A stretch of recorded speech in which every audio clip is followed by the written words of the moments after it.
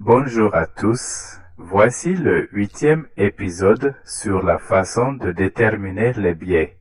Aujourd'hui, je veux que nous voyions comment utiliser les hauts et les bas de la journée précédente et la logique pour déterminer le biais et comme vous trouverez ce concept efficace. Donc, si nous discutons ici, voici le graphique quotidien Audi GPI. Ce que je veux que vous regardiez est quand vous regardez les hauts et les bas de la veille, par exemple, vous avez le haut de la veille ici et un autre bas ici. De cette façon, nous avons un autre haut du jour précédent et un autre haut ici. Regarde ça. Donc maintenant, avec cela, vous êtes à la recherche du lendemain. Vous manipulez les hauts et les bas du jour précédent. Si elle prend le plus bas de la veille, vous visez le plus haut. Si elle prend le haut, vous visez le bas. Aussi simple que cela puisse paraître, je veux que vous voyez la logique derrière cela. Donc nous avons cette bougie. Il est très important de manipuler les plus bas de la veille et de regarder cela pour marquer une étiquette clé. Qu'est-ce qu'un bloc d'ordre haussier plus OB? Vous voyez, ils ont le droit.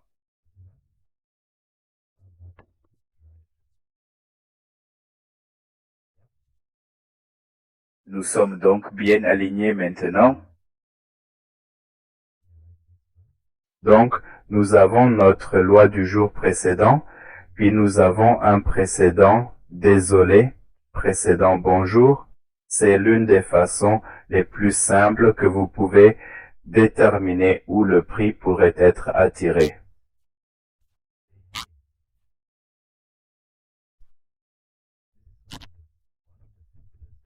Donc avec ceci, rappelez-vous que c'est le graphique quotidien. Par conséquent, vous voyez que ce jour modifie le jour précédent et marque un niveau clé important. Maintenant, pourquoi choisir la bonne opération? Regardez l'ouverture de cette bougie, la fermeture de cette bougie et l'ouverture de cette bougie. Il devrait être là-haut. Une fois qu'il manipule son cours de clôture, au-dessus du cours de clôture de cette bougie. Par exemple, c'est le prix de clôture de cette bougie, mais vous la voyez s'ouvrir et se fermer en dessous. Donc, dans ce cas, cela ne peut pas être efficace. Vous avez compris? Ouais, j'espère que tu es certain de ton choix.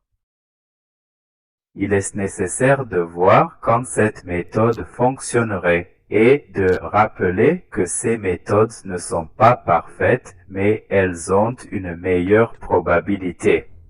Lors de l'analyse graphique, ces méthodes sont utilisées dans votre travail.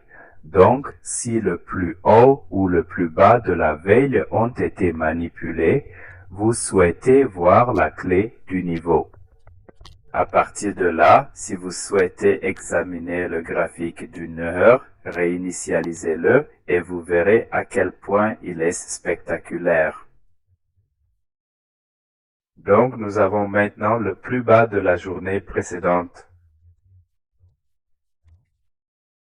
Regardez quelque chose qui a été manipulé à un niveau critique, un bloc d'ordre quotidien. Ensuite, nous disposons également du plus haut de la veille. Vous voyez, ces choses sont là tout le temps. Ils étaient là depuis toujours. La seule chose est que vous choisissez les critères que vous pouvez utiliser, puis utiliser votre prix à ce moment-là. Qu'est-ce que tu vois ici?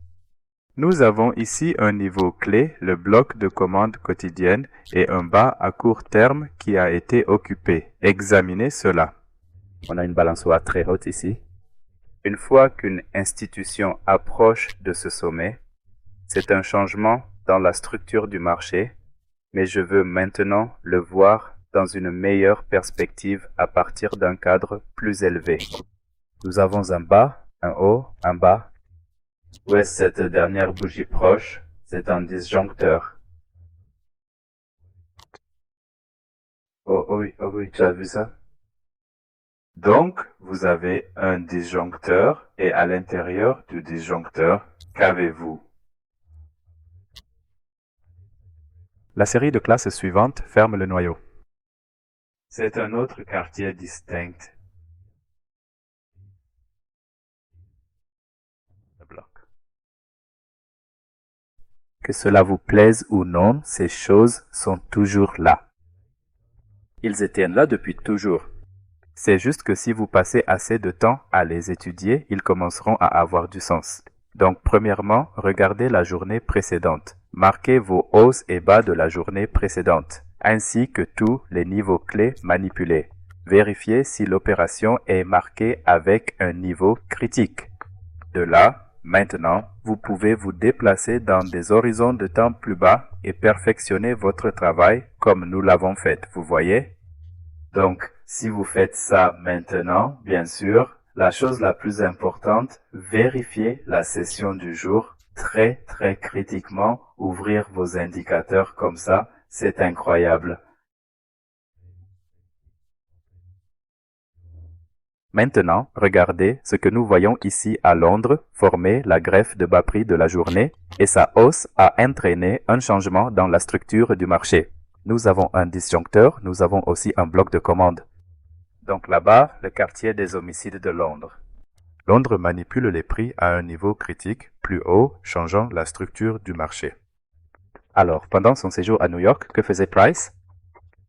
Retour à ce bloc séquentiel et au disjoncteur. Et puis Price a fait le truc de la greffer et j'espère que chaque fois. Maintenant, vous pouvez voir que tout ce que j'ai fait, quelle période je vise, les hausses et les bas sont égaux aux hauts et bas de la veille. Donc, rappelez-vous que c'était le plus haut de la veille et maintenant, il forme aussi le plus haut de la veille qui forme le plus haut de la séance précédente. Vous voyez vraiment qu'ils se chevauchent. Les sommets de la veille semblent constituer les sommets des séances précédentes. C'est magnifique.